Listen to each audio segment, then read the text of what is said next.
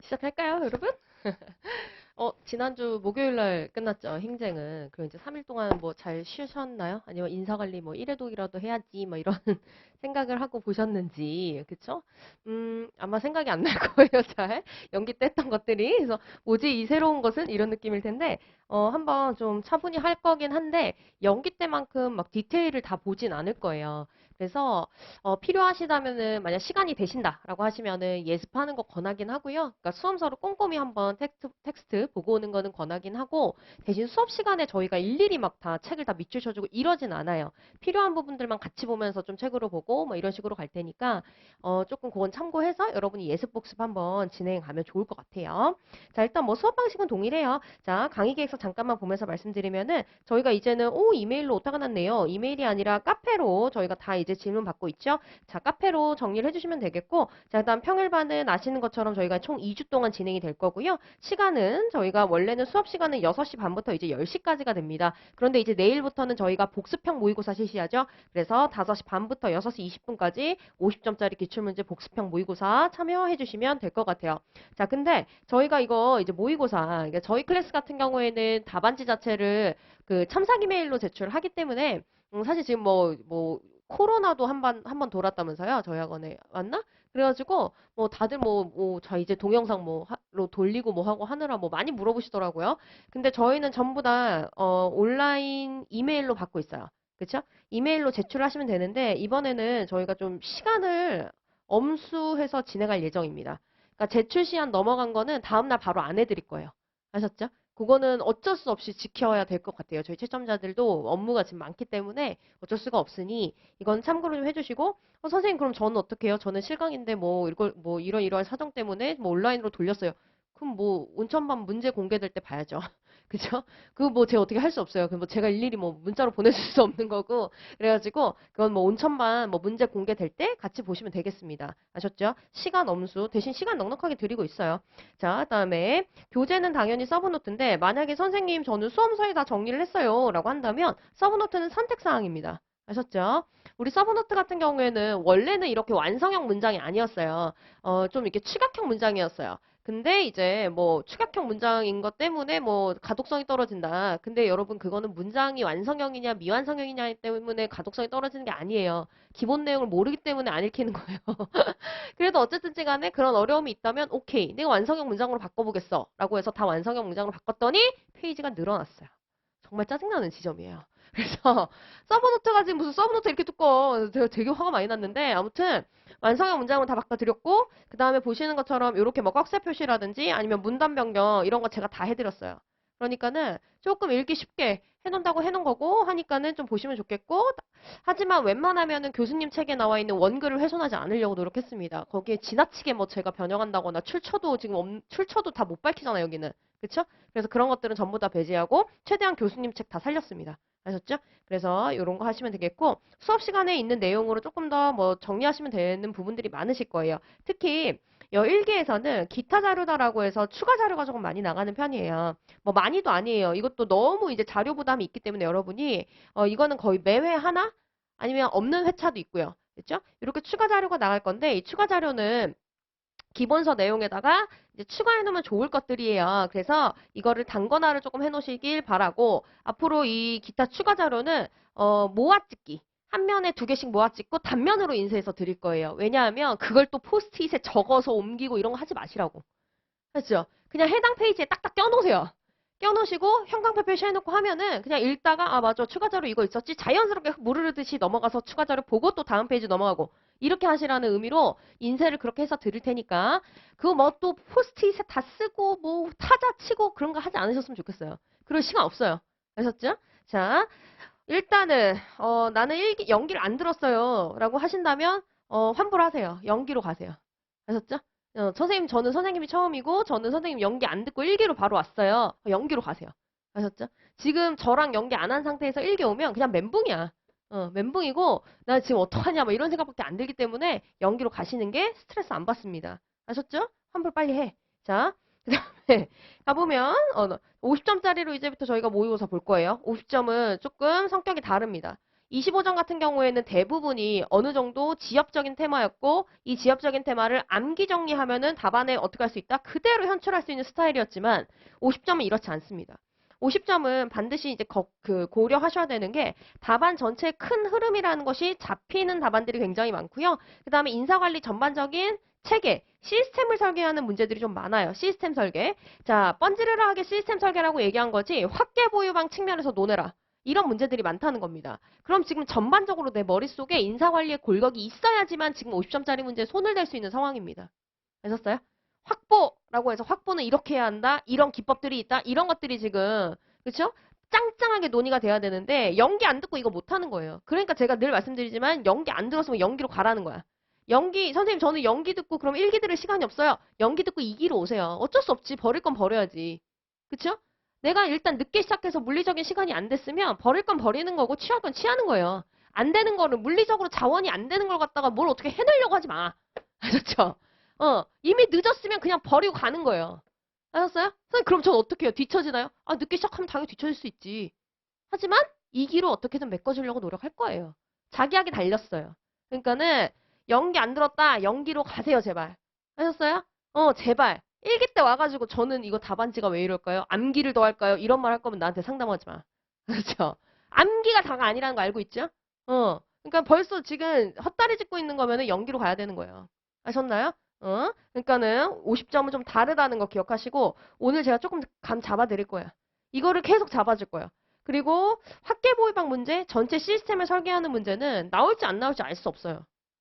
이거는 매해 나온다라고 장담할 수 있는 문제가 아닙니다. 뭐 확보부터 방출까지 논해라 이런 거 있잖아요. 이 문제가 매해 나오는 문제다라는 걸 장담할 수는 없는데 이것 때문에 두려워해. 우리 학생들이. 이거 나오면 약간 쓸 자신이 없거든요.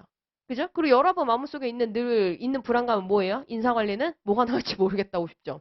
준비하는 게 나오면 어떡하지? 이런 불안감이 있기 때문에 이 연습을 1기 때 충분히 해서 아 나는 어떤 이슈가 나와도 확계보유방 세울 수 있다.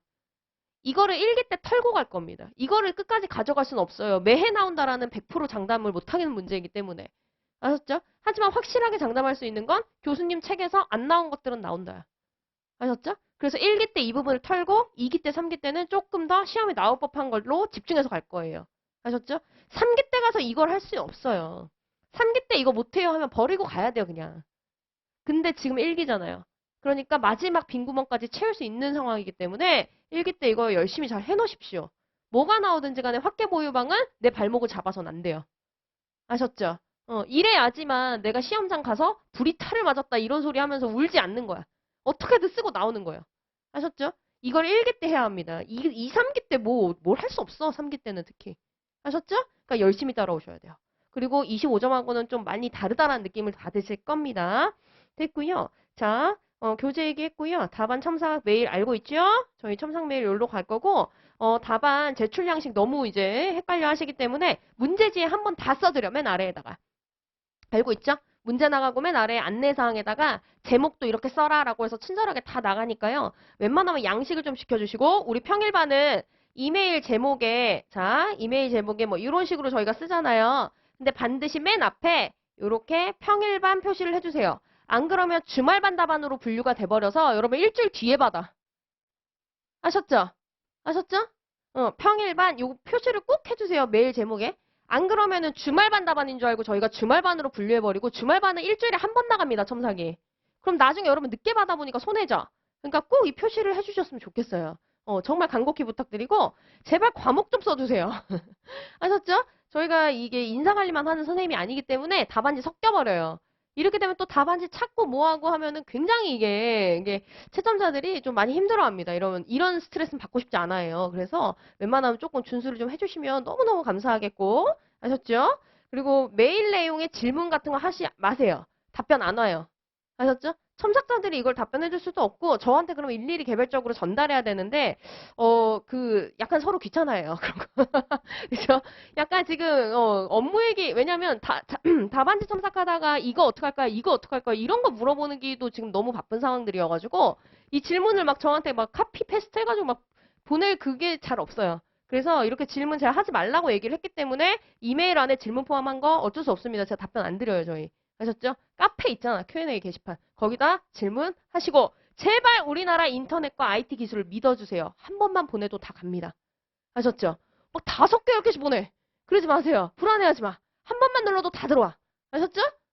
그러니까는 너무 불안해하지 마시고 수업이 시작했는데도 나 아직 답장 메일 못 받았다? 그러면 조금 문제 있는 거니까 그때 오시고 그리고 미리 말씀드리지만 본인의 메일함 제발 비워두세요. 메일함 용량 초과돼가지고 몇 번씩 반송돼요. 저희 그거 진짜 너무 힘들어요. 너무 힘들고 그럼 그거 다시 보내줘도 또 반송이 돼. 그러니까 제발 메일함을 확인해 주십시오. 본인들의 용량이 지금 차있나 안 차있나 아셨죠? 그리고 스팸 처리돼 있나 꼭 봐주세요. 아셨죠? 이러면 우리 너무 힘들어지거든 서로가. 자 그것만 조금 말씀드리고 카페 사용 방법 아실 거고요. 됐어요. 뭐 이거 말고는 얘기할 거 없어요. 끝났어. 자 2회차 그대로 갈 거고요. 보강 안 하고 웬만하면 갈 겁니다. 그래서 웬만하면 이 2주 안에 집중적으로 인사관리 끝낼 수 있도록 할 거예요. 진도는 조금 달라질 수는 있습니다. 아셨죠? 보시죠. 자, 그리고 공부계획표 나갔죠? 자, 선택 과목까지 하면 이제 요 3주차, 그쵸? 3월 3주차까지. 요렇게가 이제 선택 과목이에요. 선택 과목까지 다 끝나요. 1기가. 이제 한 달입니다. 그래서 이 한 달 동안 인사관리 어떻게 하고, 그 다음에 선택 과목 어떻게 진행할 건지 잘 정리해 놓으시기 바랍니다. 그래서 모든 계획을 다 달성할 수 있으면 참으로 좋을 것 같아요. 하셨죠? 그리고 이건 이제 과제인데, 워크북의 스타일이 달라졌죠? 완전 달라졌죠. 연기 때하고. 그쵸? 이제부터 1기에서는 뭐가 중요하냐면 1기에서는 흐름 잡기, 체계 잡기예요. 됐어요? 흐름과 체계 잡기이기 때문에 흐름, 체계 잡기라는 걸 해야 돼요. 흐름하고 체계를 잡아야지 50점짜리에서 쟁점 잡아가지고 전반적인 답안의 흐름을 만들 수 있습니다. 됐어요? 그래서 이제부터 흐름 잡기 연습을 할 거예요. 그래서 여기 보시면 기능적 차원이다라고 해가지고 모든 뭐 목차를 풀로 쓸 필요 없고 기능적 차원이다라고 하면은 인사관리 기능적 활동은 뭐 확보가 있는데 확보만 있는 게 아니잖아. 인력의 수요공급 예측, 모집, 선발. 됐어요? 그다음 뭐가 있지? 라고 해서 이렇게 쭉 정리를 하고 이 기능적 차원의 활동 자체가 관리적 차원으로 이루어져야 돼. 그런데 이렇게 관리적 차원으로 이루어져야 되는 이유가 뭐지? 페이올 아저씨가 그렇게 얘기를 했지. 이런 식으로 흐름을 정리하는 거예요. 흐름을 정리하는 거. 세부 내용 정리는 연기 때 끝났다라는 전제하에서 가는 겁니다. 아셨어요? 그래서 워크북 자체를 하는데 이제 시간이 많이 안 들 겁니다. 됐나요? 자, 이렇게 흐름 정리하는 거, 이론사도 마찬가지. 우리가 늘 이론사 정리할 때 어떻게 했어요? 이론적 배경이다 라고 해서 이론 같은 경우에는 개요, 내용, 평가 이런 식으로 갔었죠? 그래서 이러한 이론사 하에서는 인사관리가 어떻게 이루어져야 될까? 직무, 사람론이잖아요. 그래서 직무에 대한 관점, 그다음 사람에 대한 관점은 이럴 거야. 그런데 얘가 이러한 문제점이 있기 때문에 그래서 인간관계적 접근으로 가지. 됐어요? 인간관계 접근도 마찬가지로 정리 쫙 하면서 인간관계적 접근에 이런 문제점 때문에 그래서 전략적 접근으로 가지 라는 식으로 이렇게 흐름 만들어내는 걸 하셔야 됩니다. 됐어요? 당연히 책 안 보고 써야 돼요. 책 찾아가면서 써봐야 의미 없습니다. 아셨죠? 복습 딱 끝내놓고 책 안 본 상태에서 줄줄이 되나 확인해야 돼. 아셨죠? 혼자 보는 거니까 막 이게 단어 다 쓸 필요는 없다 하더라도 내가 처음부터 끝까지 줄줄이 되나 이거를 꼭 확인하셔야 되고 중간에 막힌다? 그럼 그 부분 열어봐야지. 아셨죠? 워크북은 이런 식으로. 이제 연기 워크북하고 성격이 완전 다릅니다. 연격 다릅니다. 자, 그 다음에 저희가 이제 매 단원이 끝날 때마다 해당 진도 범위 안에서 기출문제도 50점짜리를 제가 이렇게 줘요. 이렇게 주면 자, 몇 분 놓고 10분 컷 놓고 10분 놓고 목차 잡고 흐름 잡는 거. 이 연습만 하는 겁니다. 이상적 모범 답안 만들어 놓고 외워오지 마세요. 이 모의고사 잘 보는 건 아무 의미가 없어요. 그렇게 맨날 모범답안 만들어가지고 외워가지고 시험 보고 하는 거는 아무 의미 없어. 이미 나온 문제가 똑같이 나올 것도 아니잖아요. 그러니까 여러분이 지금 이 기출문제를 통해서 뭐를 연습해야 되는 거냐면 내가 시간 안에 준비하고 공부한 내용 자체를 현출할 수 있나? 문제에 맞게 지금 목차 구조를 짤 수 있나? 이거를 확인하고 이걸 트레이닝하면서 점점점 이 시간을 줄여나가야 돼요. 아셨어요? 그리고 제가 늘 말씀드리잖아요. 목차를 잡을 때도 요즘에는 목차 잡는 거는 문제가 잘 안 됩니다. 왜? 문제가 목차를 구체적으로 요구하기 때문에. 그쵸? 여기도 보면 다 나와 있잖아. 과학적 관리법이 이거에서 기여한 바를 논하고. 그럼 벌써 목차 나왔네. 1, 2, 3, 4 쓰라는 거 아니야. 아닌가? 그쵸? 그래서 인간관계론을 과학적 관리법과 비교해서 호선 연구 중심으로 논하시오. 이렇게 나왔으면 벌써 로마자 목차 1, 2 이 정도는 다 알고 있잖아요. 목차 잡는 게 요즘에는 큰 문제가 아니에요. 그럼 이 10분이라는 긴 시간을 진짜 목차 잡는 데만 쓸까? 내가 이 10분이라는 시간 동안 뭘 할 건지 지금 빨리 고민해서 일기 때 답안 작성 습관을 들어놔야 되는 거예요. 10분이 무지하게 긴 시간이에요, 여러분. 아, 10분 동안 이거 목 찾았고 있겠어? 내가 진짜 한번 해볼까요? 30초 만에 끝나. 서론 일단 비워두고 과학적 관리법. 과학적 관리법 기여점을 뭐 직무 설계 이렇게 쓰라네? 오케이. 그럼 개요 쓰고 여기서 기여점 잡아놓은 다음에 직무, 산발훈련, 보상, 일선 감독자. 됐어요? 그 다음에 세 번째, 비판해야지. 비판해야지니까 어디로 가? 비판해야지만 인간관계론으로 연결되니까. 그쵸? 그럼 인간관계론으로 가서 인간관계론 개요 써주고, 호손 연구 중심으로 쓰라고? 그럼 내용을 호손 연구 써야지. 그 다음 뭐 하래요? 과학적 관리법하고 비교하라고? 그럼 세 번째 비교해볼까? 비교 기준 뭘로 잡지? 비교 기준 뭘로 잡지? 여기서 벌써 막히잖아. 그쵸? 이런데 시간 들여야 되는 거 아니에요? 별 서결에다 시간 들이고 있을 거 아니잖아. 그쵸? 지금 잡는데 내가 몇 초 걸렸어? 30초 걸렸을 것 같은데? 10분 동안 뭘 해야 될지 생각해 보세요. 특히 50점짜리 답안 같은 경우에는 첨삭을 딱 받았는데 답안에 왜 이렇게 논리적 흐름이 없냐? 이런 지적이 들어가신 분들은 목차 이 수준으로 잡으시면 안 되는 분들이야. 더 잡아야 되시는 분들이야. 양가로 1번에 뭐 써야 되겠다? 양가로 1번에 예를 들어서 여기에는 보니까 문제 표현 그대로 쓰는 거죠? 직무 설계 측면에서의 기여점 잡아놓고 그럼 여기서 뭐 쓰지? 표준화 써야겠다. 근데 표준화만 쓰면 안 되니까 분업 얘기 쓴 다음에 그 다음에 시간하고 동작 연구 얘기하고 이렇게 써야지. 이렇게까지 정리를 하셔야 되는 분들이 분명히 있어요. 내가 이렇게까지 정리하고 가야 되는 사람인지 아닌지를 빨리 파악하셔가지고 내가 20분이라는 시간을 어떻게 쓸지 결정하고 계속 트레이닝하면서 이 시간을 줄여야지. 줄여야지. 누가 10분을 쓰고 있어. 목차 남는데. 실전 가서 손 떨려서 10분도 못 써요. 남들 다 쓰고 있는데 나 왜 시작 못하지? 막 손 덜덜덜 떨면서. 뭔 말인지 아시죠? 줄여야지. 지금 이게 한 문제만 이렇게 돼요. 25점짜리 두 개까지 추가되면 지금 여러분이 쓸 수 있는 시간이 세 문제 목차 남는데 20분이야 최대. 근데 20분 동안 진짜 목차만 잡고 있을 수 있을까? 사람 마음이 불안해서? 안 돼요. 그쵸? 그럼 목차 잡는 시간을 연습해서 많이 줄여가야지. 많이 줄여가야지 거기 가가지고 수정 테이프 쓰고 찍찍 긋는 순간 시간 모자라는 거예요. 그거 안 하고 중원부원 안 하고 처음부터 끝까지 답안지 논리적으로 쫙 편안하게 쓰고 나올 수 있는 거야. 이 연습을 지금 해야 되고 50점짜리 문제는 아시는 것처럼 잘 써야지 고득점 받아요. 25점짜리를 아무리 잘 써도 한계가 있어요. 아셨죠? 그래서 1기 때 충분히 연습하고 2기로 가십니다. 아셨나요? 그래서 워크북은 이런 식이에요. 근데 선생님 저는 늘 실전처럼 문제를 풀어보고 싶어요 라고 한다면 이거 하지 말고 오시는 거고 문제 안 보고 오는 거예요. 여러분에게 달려있는데 결과물이 너무 엉망일 것 같다. 그러면 그냥 연습하고 오시고 초반에는 조금 연습하다가 이제는 좀 문제 안 본 상태에서 진짜 실전처럼 시험 봐보고 싶다라고 하시는 분들은 후반부 가서 안 보고 오시는 것도 괜찮아요. 아셨죠? 그거 여러분의 선택이에요. 됐죠? 이 모의고사 하나 잘 보는 게 뭐 중요한 건 아니니까요. 아셨죠? 그렇다고 해서 너무 제대로 안 쓰면 그죠? 채점들이 너무 힘들어. 그죠? 자, 그거 하나 말씀드리고 자 이제 가봅시다. 저녁 강의라서 좋지 않아요? 아닌가? 자, 저녁 강의인데 제가 오늘 무슨 스터디 그거 모집하는 거 봤는데 너무 무리하지 마세요, 여러분. 아셨죠? 이 수업은 힘든 거 알고 있잖아. 저랑 하는 수업은 약간 정신적으로 기빨리는 거 알고 있잖아요. 그쵸? 기빨려 죽겠는데 그걸 또 밤에 또 이렇게 하면 너무 힘드니까 밤에 수업이 다 끝나잖아요. 밤에 한 10시 끝나죠? 그럼 뭐 귀가해서 씻고 뭐 하고 하면은 뭐 11시, 12시란 말이에요. 그쵸? 그러면은 그냥 푹 자고 아침 일찍 일어나. 알았죠? 6시 일어나든, 너무 심해요? 7시에 일어나든, 일어나서, 자, 이때부터 쭉 수업 오기 전까지 쭉 공부하고 오는 거야, 그냥. 알았죠? 쭉 공부하고 와가지고, 너무 힘들다 할 때 그냥 수업 듣는 거지. 알았죠? 이 수업은 졸면 큰일 나니까. 그래서 막모라고 하니까.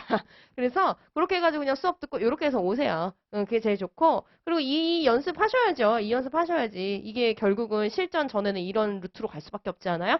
아침에 일찍 일어나가지고 노동법 한 1회독 하고 토요일날 가야 될 거 아니야. 아침에. 그쵸? 그래서 토요일날 노동법 시험 치고 점심시간에 대충 샌드위치나 김밥 먹으면서 인사관리 1회독 하고 시험 보는 거예요. 그러니까 어차피 일찍 일어나야 되니까 자, 이런 거 한번 연습해 보세요. 아셨죠? 뭐 별소리를 다 하네. 자, 가봅시다. 자, 이제 인사관리 얘기를 좀 해보도록 할게요. 자, 많이 까먹었나요? 너무 그동안 법학 공부 열심히 하느라고, 그죠? 법학 공부 열심히 하느라고 고생들이 많았어요. 어때, 뭐, 그래도 앞에 선생님들은 늘, 그렇잖아요. 다정하잖아요. 그쵸? 잘 해줬죠? 안 잘해줬어요? 양이 많아졌나요? 네, 분명히 우리 그 행정부터 양 많아질 거다 말했는데 많아졌나 모르겠네. 많아졌어야 내가 허언증이 아닌데. 그죠? 조금 아무래도 좀 뭐 이제 법학은 여러분 잘 하실 거니까 인사관리 한번 얘기해 봅시다. 어렵다고 느낄 수 있어요. 봅시다. 좀 달라, 연기 때하고는. 자, 인사관리 체계이다라고 해서 이제 인사관리 체계 이야기를 해볼 건데, 인사관리 체계를 얘기하기 전에 우리가 늘 먼저 정리했던 게 뭐였었죠? 인사관리의 상위 개념, 경영학의 체계부터 정리를 했었습니다. 기억나시나요? 자, 상위 개념인 경영학의 체계를 이해하면 이 경영학의 체계 그대로 하위 개념에도 적용될 거야. 그래서 저희가 경영학의 체계부터 정리를 하게 됩니다. 자, 그래서 먼저 첫 번째 경영학 체계부터 이해해볼까라고 하여서 저희가 경영학 체계를 보게 되죠. 자, 경영학이다라고 하는 게 대체 뭘까? 이해를 하려면 제가 뭐라 그랬어요? 어떤 학문의 정의를 이해하려면 그 학문이 연구하는 대상이 뭔지를 파악하면 된다. 이렇게 말씀드렸었죠. 그래서 이 경영학이 뭔지를 알고 싶다라고 한다면 경영학이 연구 대상으로 삼는 것이 대체 뭐냐? 경영학 연구 대상부터 한번 이해를 해봐라 라고 말씀드렸습니다. 경영학은 기업이라는 영리 조직의 경제 활동을 그 연구 대상으로 삼습니다. 됐어요? 자, 경영학은 기업이라는 영리 조직의 경제 활동을 그 연구 대상으로 삼는 학문입니다. 됐어요? 선생님, 그러면 경제 활동이 뭔가요? 경제 활동이다라고 하는 건 뭐였었죠? 어떤, 그쵸? 어떤, 자재를, 자원이라고 합시다. 자원 자체를 더 가치 있는 자원으로, 더 가치가 있는 자원으로 변환시켜서 뭐를 극대화시키는 거? 부가가치, 새로운 가치를 창출하는 것. 됐어요? 이게 바로 경제활동이고 이렇게 추상적으로 우리 고상하게 얘기하지 맙시다. 대놓고 얘기하면 뭐가 되는 겁니까? 어떤 투입물을 돈 주고 사와서 더 가치 있는 물건으로 트랜스포메이션, 전환시켜서 뭐예요? 시장에 갖다 팔아가지고 뭐예요? 남겨 먹는 거. 그렇죠? 이게 경제활동이잖아요. 맞나요? 그럼 이 기업의 경제활동 자체가 목적하는 바는 뭐죠?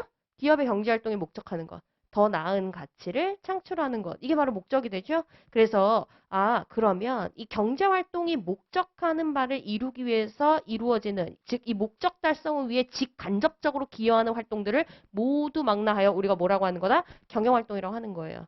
자, 갑시다. 경제활동 중에서 뭐라고요? 경제활동 중에서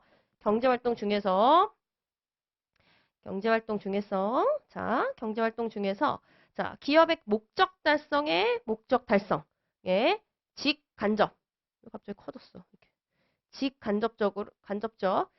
간접적으로 관련되는 활동들을 우리가 경영활동이다라고 얘기를 합니다. 됐어요? 자, 그러면 대체 이 경영활동이다라고 하는 거는 어떤 것들이 있을까? 기업의 목적 달성을 위해서 직접 간접적으로 관련되는 활동이다? 그게 대체 뭘까? 궁금해하던 찰나에 누가 등장? 페이올이란 학자가 내가 학문적으로 한번 정리해줄게, 체계화시켜줄게 라고 해서 등장하게 되죠. 자, 페이올이다라고 하는 학자는 일반관리론이다라고 하는 이론을 통해서 일반관리론이라는 이론을 통해서 경영활동이라는 것을 체계적으로 정리를 해주죠. 자, 그러면서 이 페이올은 뭐라고 얘기합니까? 경영활동이다라고 하는 것은 총 6가지 범주로 나뉘어. 됐어요? 그래서 그 6가지 범주에 해당하는 경영활동들은 뭐가 있었어요? 기술적 활동, 상업적 활동, 그다음에 재무적 활동, 보전 활동, 또 회계 활동, 마지막 관리 활동. 또 두 문자 뭐였었어요? 기상, 일어나서 뭐 하자? 재보러. 자, 재보, 회관에 가자. 기상, 제보, 회관으로 정리했었죠. 그러면서 이 페이올 아저씨가 뭐라고 했어요? 이 경영활동 자체가 효과적으로 이루어지기 위해서는 관리활동이 강조되어야 한다라고 하면서 관리활동을 강조했죠? 그게 무슨 말이라 했어? 기상, 제보, 회, 관 중에서 관리만 하라는 말 아니었지요? 각각의 하위 경영활동들이 관리적 차원으로 전개가 돼야지만 효과적인 경영활동이 된다라는 뜻이었어요. 그럼 이 관리활동이다라고 하는 거는 뭐예요? 물어보니까 이 페이올 아저씨가 다시 5가지 하위활동으로 이루어진 게 관리활동이야 라고 얘기를 하죠. 그 5가지 하위활동에 해당하는 것이 뭐였었습니까? 목적을 달성하기 위해 계획을 하고 이 계획을 실행하기 위해 요구되는 인적 물적 자원을 조직화, 즉 갖추고 이 인적 물적 자원은 뭐합니까? 계획대로 움직이도록 지휘 명령을 내리고요. 됐죠? 그렇게 해서 뭐예요? 각자가 수행한 과업들을 연결시키죠? 연결시키는 걸 조정한다고 하고요. 마지막 계획대로 실행이 잘 되었는지를 뭐 하는 것? 통제하는 것. 그래서 우리 이거 어떻게 정리했어요? 조명이 전통적이더라. 정통. 개조명 정통이라고 해서 정리를 했었죠. 그러면서 이 관리 활동을 효과적으로 하기 위한 14가지 관리 원칙까지 제시한 것, 그게 바로 페이올이 이야기하는 내용이었습니다. 아, 그렇구나 해서 끝나면 안 되는 거죠? 그래서 어쩌라는 거예요. 이 내용들을 다 종합을 해보니까, 아, 경영학이 연구하는 그 경영활동이다라고 하는 게 뭔지 알겠다. 됐어요? 자, 경영학의 그 체계라는 것이 이제부터 설정이 되겠구나. 경영학을 공부할 때는 뭐 해야 된다? 경제활동 중에서도 목적 달성에 직접 간접적으로 관련되는 이 경영활동을 모두 찾아내고 그 경영활동 하나하나를 뭐 해야 된다? 개조명 정통이라는 관리적 차원에서 접근을 해야 하는 것. 이게 바로 경영학의 체계였습니다. 맞나요? 그래서 경영학을 공부를 할 때는 첫 번째, 자, 경영활동과 관련한 기능적 차원에서의 접근. 기능적 차원에서의 접근이 있어야 되고 그래서 경영학을 연구하겠다, 경영활동을 연구하겠다라고 한다면 그 하위 활동을 다 찾아내야 돼. 그럼 이 각각의 하위 활동을 쪼갠 다음에 각각의 하위 활동 각각을 어떻게 해야 돼요? 관리적 차원으로 접근해야 됩니다. 됐죠? 계획, 실행, 통제 각각 하나하나 나눠서 봐야 되죠? 그쵸? 이게 가장 핵심적인 게 되는 거고 다만 이것을 원 틀로 해서 기업 제각각의 상황에 따라 살짝씩 세부 내용을 변형해서 적용한다라고 하죠. 그래서 자, 제도적 차원, 기업의 특성에 따라서 이 핵심적인 내용들이 조금씩 변형 적용된다. 더 나아가서 이제 기업은 무엇으로부터 영향을 받는 존재? 환경으로부터 영향을 받는 개방 시스템. 그러므로 환경적 차원에서의 고려까지 이루어진다면 이 경영학을 완벽하게 체계적으로 이해하는 틀이 되는 거죠. 됐어요? 그래서 우리는 뭐 하는 거예요? 이 기본적인 경영학 체계 하에서 경영학의 하위 활동인 인사관리 활동을 요 틀 그대로 똑같이 보는 거죠. 기억하세요? 그래서 로마차 2번으로 저희가 인사관리 체계로 넘어갔었습니다. 됐나요? 자, 그럼 인사관리 체계로 가는데 조금 우리 연기 때 했던 거랑 순서 바꿔서 해볼까요? 인사관리 체계를 구체적으로 보기 전에 일단 첫 번째 제가 뭐라 그랬죠? 자, 경영활동이다라고 하는 건 뭐라고요? 경제활동 중에서 기업의 목적 달성에 직간접적으로 관련된 활동들을 경영활동이다라고 얘기한다고 했죠? 그래서 늘 경영학은 이 목적을 중심으로 돌아가는 거예요. 오케이? 그럼 인사관리도 뭘 중심으로 일단 돌아가야 돼요? 인사관리 자체의 목적을 중심으로 해서 돌아가야 되는 거죠? 그럼 인사관리의 목적은 뭐가 돼야 되는데? 뭐 당연히 답을 알고 있죠? 하지만 여러분이 알고 있는 그 사실이 만들어지기까지 엄청나게 많은 이론의 발전사가 있어 왔다. 그렇죠? 그래서 이론사부터 보고 갈 거예요. 자, 이론사 한번 보면 이론사. 자, 이론사 이렇게 나와 있죠? 이론사. 얘네는 왜 논의하는 거라 그랬어요? 그냥 재밌어서? 아니에요. 얘네를 논의하는 이유는 딱 하나예요. 이 인사관리가 대체 무엇을 목적으로 해야 하는가?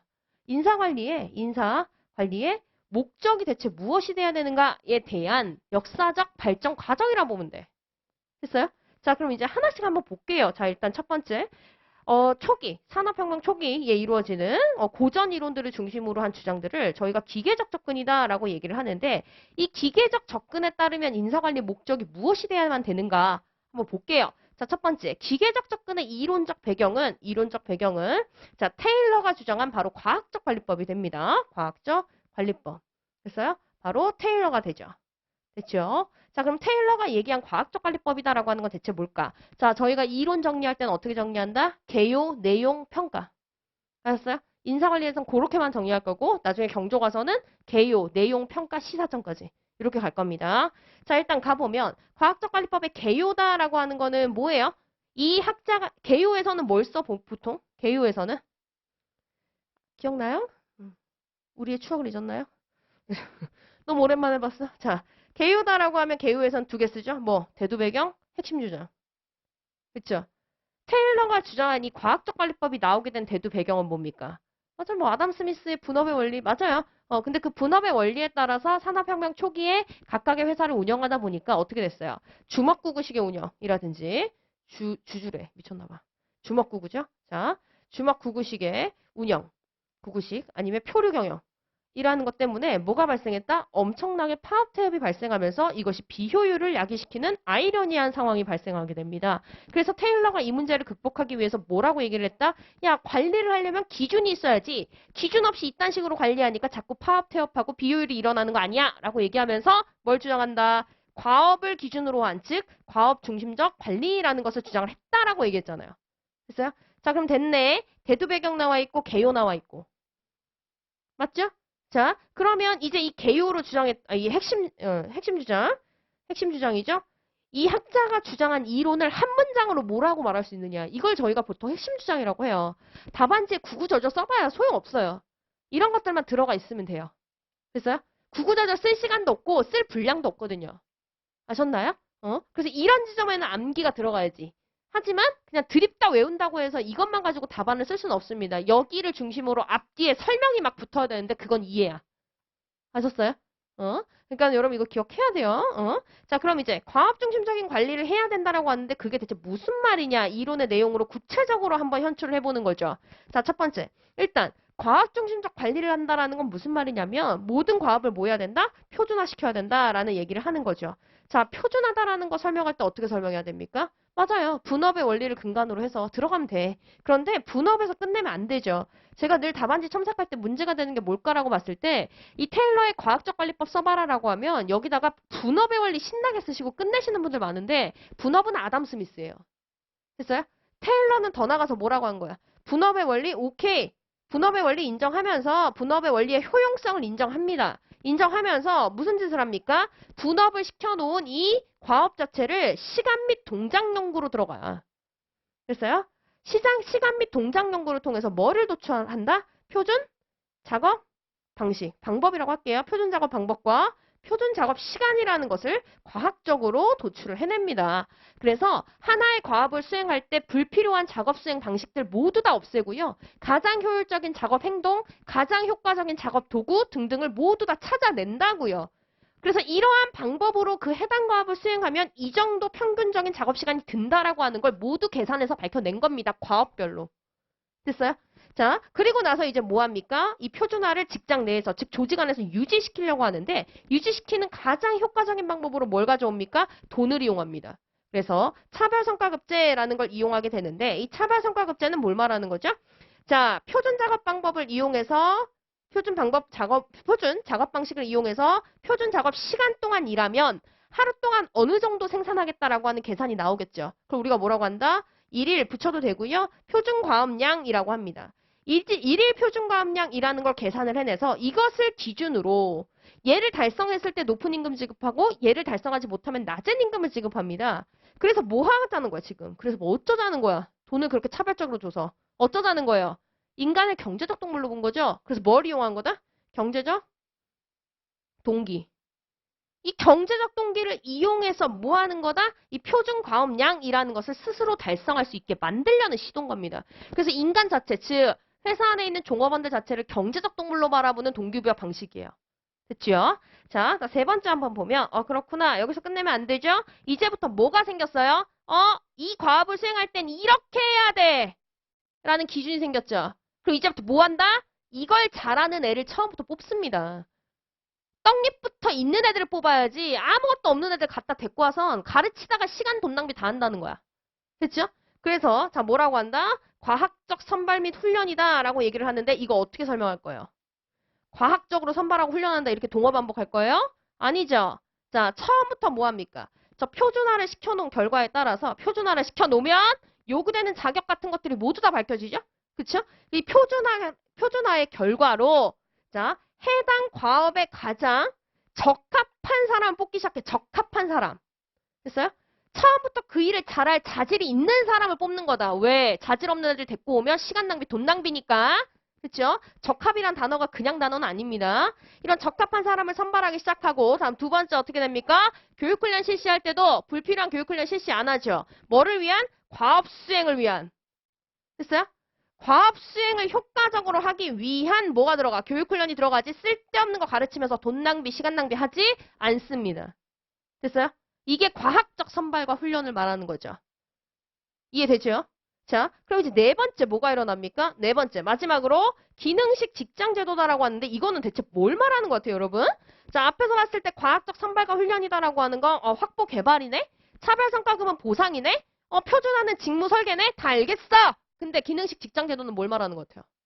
조직구조 설계요? 그럼 경조 가서 그렇게 얘기해야지. 경조 가서 그렇게 얘기해야지. 인사에서는 더 지역적으로 본단 말이에요. 연구 대상이요. 얘는 뭐 하는 거일 것 같아?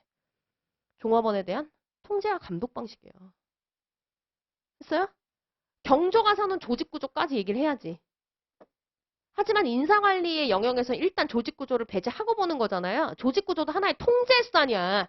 그래서 여기에서는 감독이나 통제 방법으로서 기능식 직장제도를 보는 거예요. 그러니까 여기다 기능식 조직구조 설명 안만 해봐야 별로 그렇게 의미 없다고요. 자, 그러면 기능식 직장제도다라고 하는 건 어떤 제도입니까? 뭐야 이게? 이게 뭐야? 뭐야 이거? 실행과 책임을 완전히 분리하죠? 무슨 말이에요? 실행은 누가? 종업원이 하고 책임은 누가? 관리자가. 결국 이게 무슨 말이에요? 별로 그렇게 영혼 없이 보면 안 되고 이제부터 의사결정은 관리자만 내리는 거고 종업원은 결정된 대로 시키는 대로만 하는 거고. 그래서 결정과 실행을 완전히 분리시켜버려서 이제부터 뭐 한다? 종업원과 관리자 사이에서도 완전한 분업이 이루어져요. 이게 어떻게 보면 어떻게 돼? 수직적으로 분업시킨 거지. 그렇죠? 현장에서는 시키는 대로만 해라. 위에서는 결정만 할게. 이거 아닙니까? 그렇죠? 그리고 나서 이 책임과 결정을 내리는 분야도 관리자라는 명목으로 모든 전 분야의 결정을 내리지 않지. 어떻게 해요? 누가 들어와? 전문 관리자 들어옵니다. 전문 관리자가 들어와서 의사결정도 뭐 하겠다? 각 분야의 전문가들이 자기의 전문적인 분야 안에서만 의사결정 내리고 지휘명령 내리겠다. 됐어요? 전 분야에 있어서 일반적으로 모든 의사결정 관리자 한 명이 다 내리지 않겠다야. 이렇게 되니까 어떻게 돼요? 복수의 위계구조가 나타나더라 라고 해서 복수 위계구조 이야기까지 하죠. 됐어요? 응, 기능 직장제도까지. 아, 그렇구나. 여기까진 경조지. 어쩌라고 인사관리에서 그래서 어쩌라고 어떻게 하라고 그래서 직무하고 사람을 어떻게 관리해야 되는 거야. 그게 인사관리죠. 내가 진짜 너무 걱정돼. 내가 주말반한테 벌써 이거 시험 한 번 봤는데 그쵸? 다 경조 답안을 쓰고 있어. 그래서 엄청 혼났어요 주말반. 경조냐 여기 그러면서 어? 경조 아니에요. 어? 경조는 여기는 이런 이론적인 얘기를 하지. 하지만 이 이론적 베이스 하에서 인사관리는 뭘 논의하는 거예요? 그래서 직무를 어쩌라고. 그래서 사람을 어쩌라고. 이 얘기 아니에요? 그쵸? 그래서 얘를 가지고 이제 뭐 하겠다? 직무와 사람에 대한 관점을 그럼 어떻게 잡아야 되는데? 우리 교수님이 알려주죠? 일단 첫 번째. 이에 따라서 이 직무를 어떻게 해서 관리해야 될까? 직무에 대한 관점 자체가 좀 달라지기 시작합니다.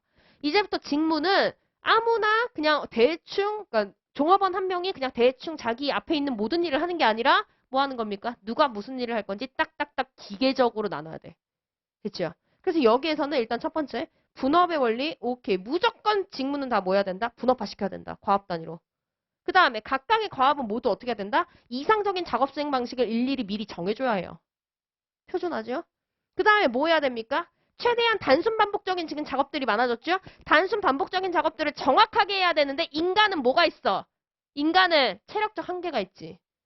단순 반복적인 과업을 꾸준히 일관성 있게 할 수 있다 없다? 못해요. 그래서 뭐가 도입된다? 기계화. 단순 반복적이잖아. 이제 기계가 들어와도 된다고. 됐어요? 자, 그럼 이제 두 번째. 사람에 대한 관점도 완전히 달라졌죠? 일단 사람을 뭘로 봐요? 사람 뭘로 봐? 경제적 동물로 보죠? 아, 얘를, 우리 종업원을 내 의지대로 움직이게 만들고 싶다라고 하면 뭐를 이용하면 된다? 돈. 무조건 돈이야. 됐어요? 돈 많이 주면 돈 많이 벌고 싶어가지고 내가 시키는 거 다 해. 이렇게 보잖아요? 그래서 차별성과금 이용하잖아요.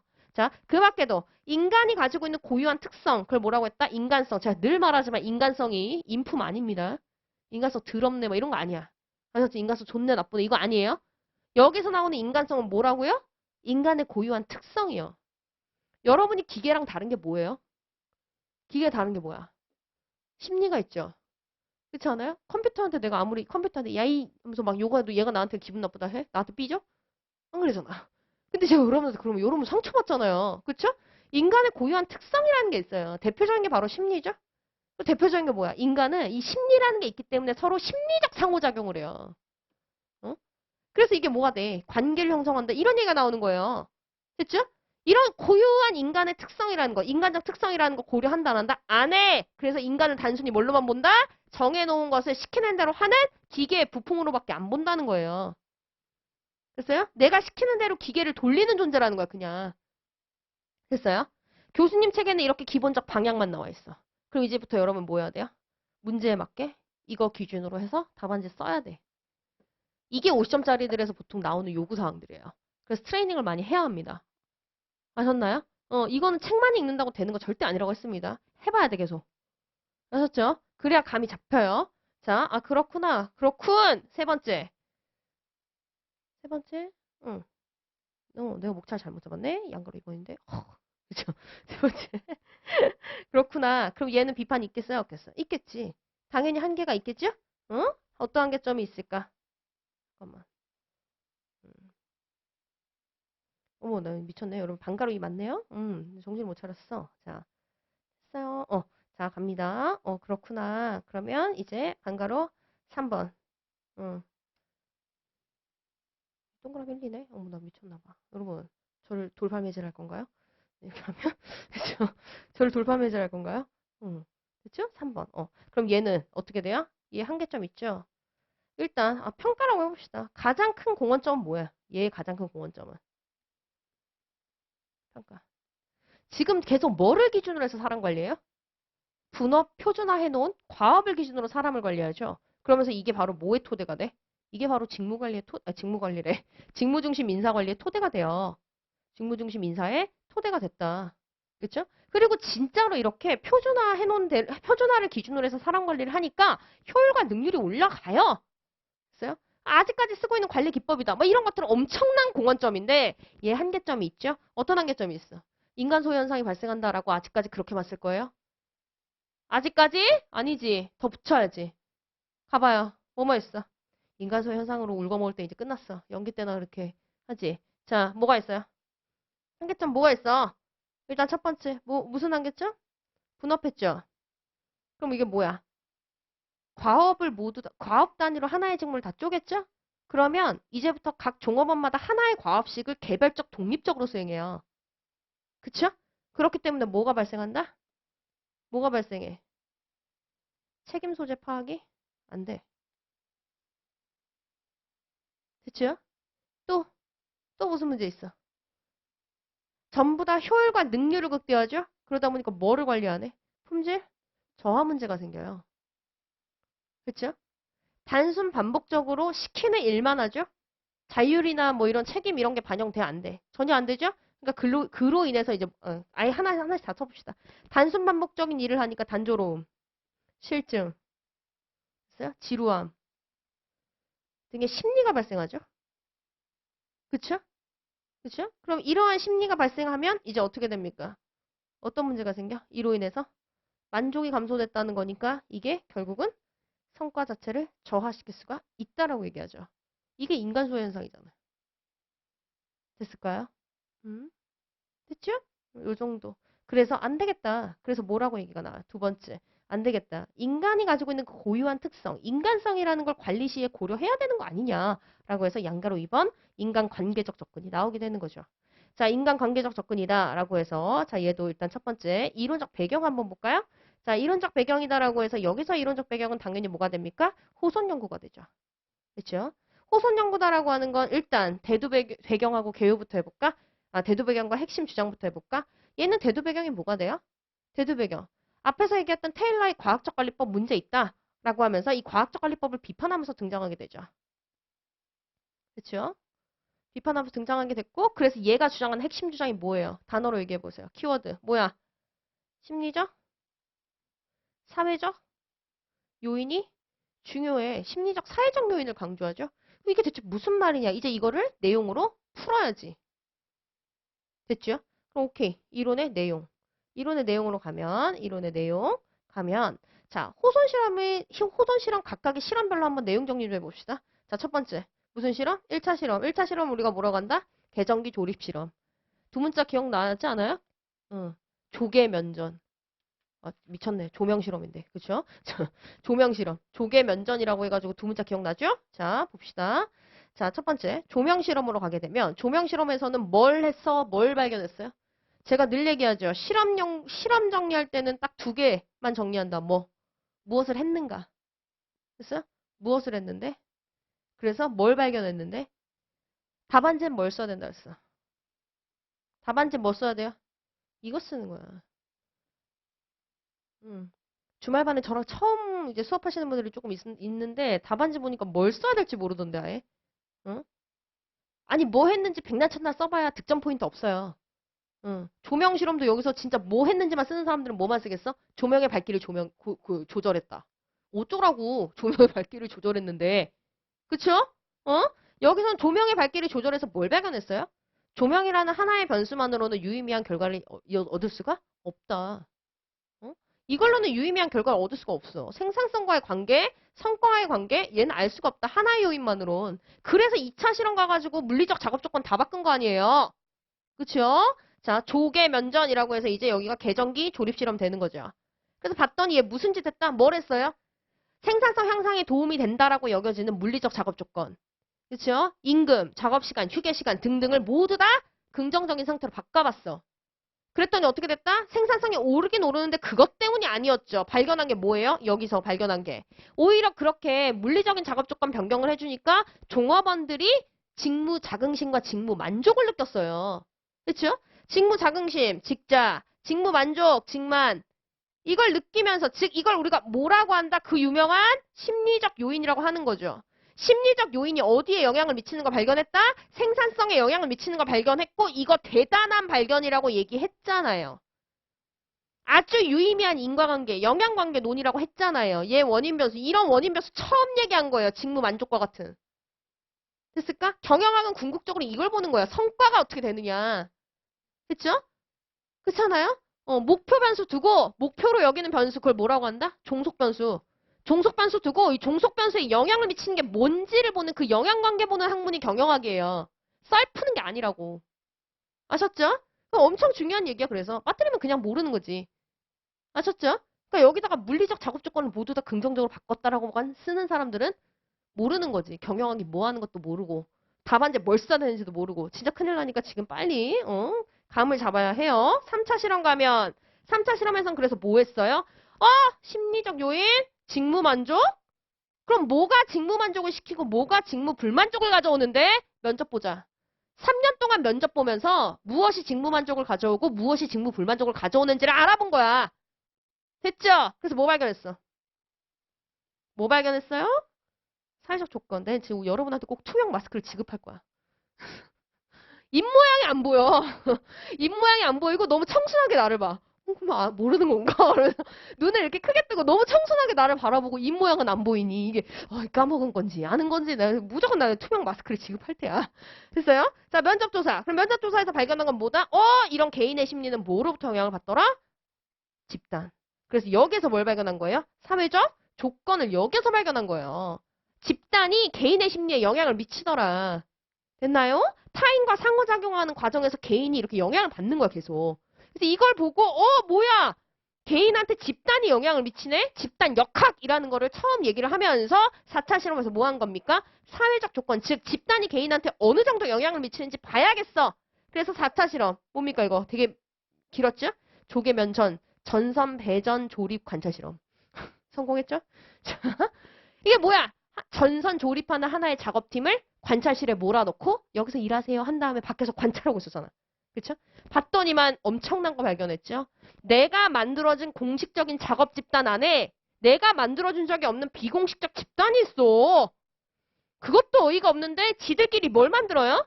행위 기준을 만들어. 행위 기준. 그쵸? 그리고 이대로 다들 행동을 하지 기업의 공식적인 규칙에 따라서 행동을 한다 안 한다? 안 해. 됐어요? 이거 완전 쇼킹한 사건인 거지. 그래서 이 네 가지 실험을 종합적으로 정리했을 때 심리적, 사회적 요인이 진짜 더 중요하다. 라고 얘기를 하는 이론이 된 거잖아요. 기억나죠? 그래서 어쩌라고 그래서 인사관리 어쩌라고? 자, 양가로 2번이래. 반가로 2번 잡고 그래서 인사관리 어쩌라는 거냐? 여기에 따라서 얘도 이제 직무관과 인간관이 완전히 달라지게 되죠. 자, 첫 번째 직무관. 여기에서는 분업, 표준화 해야 안 해요? 의미 없다. 분업과 표준화의 가치가 확 떨어집니다. 됐어요? 그래서 어떻게 직무를 설계하라는 건지는 안 나와 있어. 이제 우리가 할 일이에요. 내일 모의고사에서. 그쵸? 어떻게 직무 설계해야 돼, 그러면? 분업을 통해서 개별적 독립적으로 설계하면 안 되는 거죠? 그래서 여기에선 계속 집단이나 팀 설계로 가는 거예요. 그쵸? 그래야지만 인간관계라는 게 보장이 돼서 이딴 짓도 하고 이딴 짓도 하고 하는 거 아니야. 그쵸? 자, 그 다음 두 번째 한번 가보면 인간과는요? 이제 인간은 돈 준다고 하면 시키는 거 다 해요? 아니야. 여기서 발견했잖아요. 비공식적 규범, 비공식 집단의 규범. 야, 돈 많이 줄 테니까 1인 표준 과업량 이상으로 만들어? 라고 했더니만 어떻게 한 명이 일 잘하는 혜선이 어떻게 너무 3인칭 일자라는 혜선이 왜 다들 뭐 상상도 해본 적 없다. 선생님의 애교 뭐 3인칭 해요. 저도 남편한테. 우리 남편 다 해. 혜선이가 이랬어. 이러면서 다 해. 자, 보면 그럼 제가 어떻게 일 잘하는 나. 그럼 뭐라고 해요, 내가? 나 일일 표준 가음량 40개? 씨, 거뜬히 만들지. 나는 오늘 48개까지 만들 수 있겠는데? 라고 하는데 만든다 안 만든다? 안 만들지. 나 이거 만들면 따대거든. 왕따대. 그러니까 어떻게 돼요? 한 38개쯤 만들고 오늘 일이 많다. 너무 힘들다. 이러면서 그쵸? 내 손 깐다고. 됐나요? 그러면 이거 보고 이제 뭘 한 거예요? 돈 준다고 하는데도 안 해? 뭐가 더 중요하니까? 이 비공식 집단에서 사람과의 관계가 더 중요하니까. 이건 우리가 뭐라고 합니까? 인간은 돈 때문에 행동하는 존재가 아니다. 관계 때문에 그 관계를 망칠까봐 또는 관계를 더 잘 유지하고 싶어서 특정 행동을 하는 존재이다. 그게 바로 사회적 동물로 인간을 바라본다라고 얘기하잖아요. 그렇죠? 사회적 동물로 바라보니까 이제부터 경제적 보상보다 뭐가 중요해요? 비경제적 보상들이 훨씬 중요한 거야. 심리나 사회적 조건에 영향을 미칠 수 있는. 됐죠? 응. 자, 요렇게까지만 딱 좋네? 그럼 이제 이거를 가지고 내일 답안을 써야 돼요. 아셨죠? 보겠어. 얼마나 잘 확장시키는지. 됐나요? 응? 그렇구나. 그럼 얘는 뭐 완벽하겠어? 얘도 비판이 당연히 있겠죠? 얘 어떤 비판이 있어요? 한계점. 한계점 평가해봅시다. 너무 얘만 까면 안 되니까. 얘도 공원은 있으니까. 자, 가보면 얘의 가장 큰 공헌점은 뭡니까? 공헌점. 새로운 요인을 발견했다. 성과에 영향을 미치는 새로운 요인을 발견했다라는 거 엄청난 성과지. 그쵸? 게다가 지금 인간이 가지고 있는 심리, 인간관계 이런 거를 지금 염두에 두기 시작하면서 인본주의 경영학으로 한층 나아갈 수 있는 토대를 마련했죠. 그쵸? 게다가 얘가 처음으로 발견한 건 뭐? 비공식적 집단, 즉 집단 역학의 발전을 가져와요. 집단 역학. 역학이 뭐야? 집단 역학. 사람들 간의 사람들 간의 상호작용. 사람들 간의 상호작용 속에서 개인이 어떻게 영향받는가. 됐을까요? 자, 근데 얘도 한계점이 있죠? 어떤 한계점이 있었어요? 야, 너가 근데 지금 이런 심리다라고 하는 것이 성과 향상으로 간다라고 얘기하는데 대체 어떤 메커니즘으로 간다는 거냐. 여기가 지금 빵꾸가 난 거야. 심리가 있으면 이게 성과 향상으로 간다고 하는데 여러분 마음속으로는 다 붙고 싶지. 근데 우리가 붙어요? 그냥 계속 앉아서 기도만 해. 달 보면서. 붙게 해주세요. 이러면 붙어? 아니잖아. 그쵸? 뭔가 행동이다라고 하는 걸로 연결이 된다든지 뭔가 이 매개 변수가 있어야 되는 건데 지금 여기를 설명 못하니까 네가 그렇게 또 체계적으로 말한 건 없다야. 이렇게 돼버리는 거야.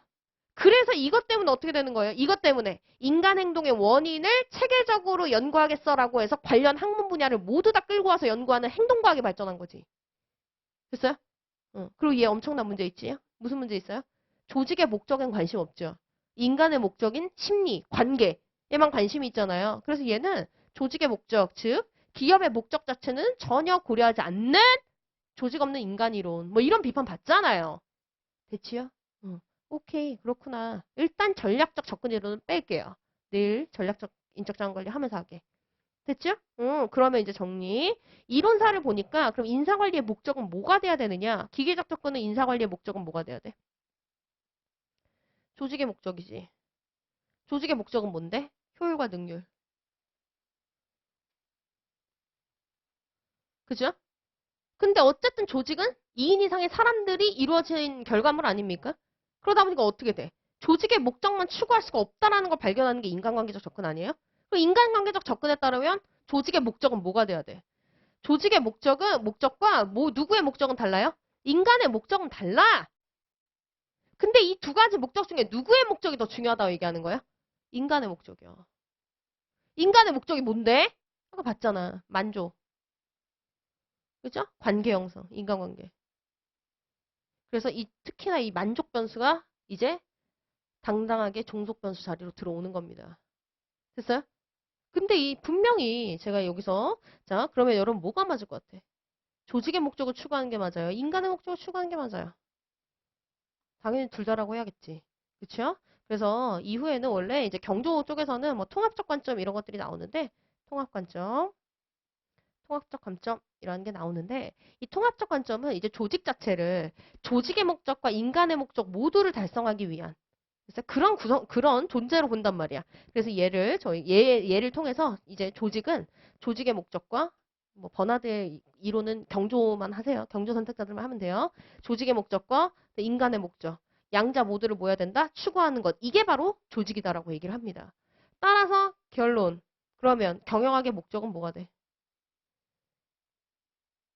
경영학은 뭘 목적으로 하겠어? 조직의 목적인 효율과 능률. 근데 더 세련되게 말해볼까요? 경제적 효율성과. 그쵸? 경제적 효율성이 뭐라고요? 경제적 효율성. 수익, 수익성. 뭐 나중에 뭐 유연성, 안전성 이런 것까지 다 좀 들어가긴 해요. 유연성, 안정성. 플러스 뭐까지? 사회적 효율성. 사회적 효율성은 뭐예요? 만족인데 얘는 조직의 목적이잖아. 아, 그 경영학 자체 목적인 거잖아요. 그래서 만족을 시켜야 되는 대상이 좀 넓어. 종업원만이 아니야. 이해관계자 전부를 만족시키는 거예요. 그러면 여기에서 이제 뭐가 될까? 이 경영학의 목적이 이바지하는 게 뭐예요? 하위 활동인 인사 관리의 목적 아니겠어요? 그렇죠? 이 경영학의 목적은 하위 활동인 인사 관리 역시도 추구해야 될 거 아니야. 그래서 인사 관리의 목적도 요게 그대로 들어오는데 더 하위 수준으로 들어오지. 그러면 여기서도 경제적 효율성을 추구하는 게 되겠지만 어느 측면에서? 인간 측면에서, 노동 측면에서. 그래서 여기서는 뭐? 노동의 성과. 됐어요? 노동 생산성. 아니면 노동 경제성. 그럼 여기서도 플러스. 사회적 효율성인데 모두의 만족이 아니라 여기서는 인사관리는 누구의 만족? 좀 더 수준이 낮아지니까 종업원의 만족으로 가는 거예요. 그래서 인사관리의 목적은 뭐가 돼? 양자 모두를 추구해야 된다라는 내용으로 나옵니다. 목적 정리했죠? 그러면 한번 가볼까? 목적 정리했죠? 자, 이론사 통해서 갔죠? 그럼 이제 2번 목적 얘기했어요. 자, 따라서 인사관리의 목적은 요게 돼야 돼. 자, 그렇구나. 그럼 이 목적을 어떻게 달성하는데? 뭐를 통해서? 대상 얘기 나오죠? 인사. 사람 인자의 일사자죠? 그래서 인사관리는 아무 사람이나 관리하는 게 아니야. 일을 맡고 있는 사람을 관리하는 거야. 그렇죠? 그래서 인사관리의 대상은 두 가지가 되는 겁니다. 무엇과 무엇? 직무와 사람이요. 직무와 사람을 대상으로 열심히 관리해가지고 요 목적을 달성시키는 거야. 두 개 다. 됐죠? 그렇구나. 그러면 이 두 가지를 어떻게 관리해서 요거 달성시킬 건데 얘기해봐야겠죠? 그럼 이제 경영학의 체계를 그대로 갖고 와야지. 그래서 인사관리는 어떤 체계 하에서 자 인사관리 체계 그럼 인사관리는 어떤 체계 하에서 직무와 사람을 이용하여 경제적 효율성과 사회적 효율성을 달성시키는가? 어떤 체계? 얘도 기능적 차원. 기능적 차원이다라고 하면 무슨 말이에요? 얘는 인사관리다라고 하는 하나의 활동을 이루고 있는 활동들이 뭐가 있는지 다 찾아내. 됐죠? 그 다음에 이 각각의 활동을 뭐 해야 됩니까? 이 각각의 활동을 관리적 차원으로 접근해. 관리적 차원으로 접근한다라는 거 뭐라고요? 개조명 정통. 너무 길어요, 선생님. 플랜 두 C.